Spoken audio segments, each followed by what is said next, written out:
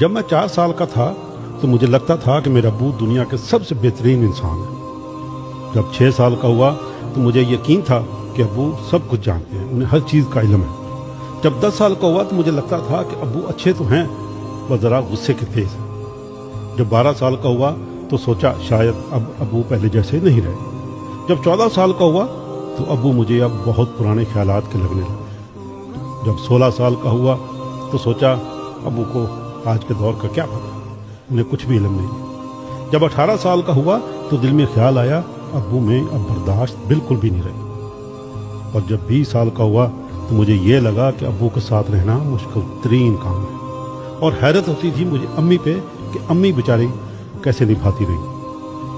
اور جب 25 سال کا ہوا تو لگتا تھا کہ ابو کو میری ہر بات پہ اور میرے ہر کام پہ اعتراض ہے۔ جب 30 سال کا ہوا تو سوچا کہ ابو کے ساتھ اتفاق رائے ناممکن ہے، شاید دادا جان کو بھی ابو سے یہی شکایت رہی ہوگی۔ پھر جب 40 سال کا ہوا تو محسوس ہوا کہ ابو نے ہماری پرورش بہت اصولوں سے کی تھی، اور میں بھی اپنے بچوں کو اب ایسا ہی بنانا چاہتا ہوں۔ جب 45 سال کا ہوا تو بڑا تعجب ہوا کہ ابو نے ہم سب کو کیسے سنبھالا تھا۔ جب 50 سال کا ہوا تو سوچا بچوں کی تربیت کتنا مشکل کام ہے، پتہ نہیں ابو نے ہمیں بڑا کرتے ہوئے کتنی مشکلیں کی ہوں گزرے ہوں گے، کتنی راتیں جاگ کر گزاری ہوں گی۔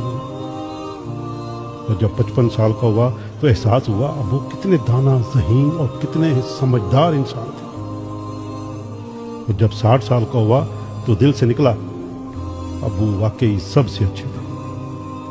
دوستو 56 سال لگ گئے، لیکن زندگی نے گھما کے وہیں لا کھڑا کیا جہاں سے سفر شروع ہوا تھا، کہ میرے ابو سب سے بہترین ہے۔ دوستو آئیے جب تک ہمارے ماں باپ زندہ ہیں ان سے محبت کریں، ان کی خدمت کریں، دل دکھانے والے نہ بنیں۔ یہ وقت بہت بے رحم ہے، کل کو صرف یادیں رہ جائیں گی۔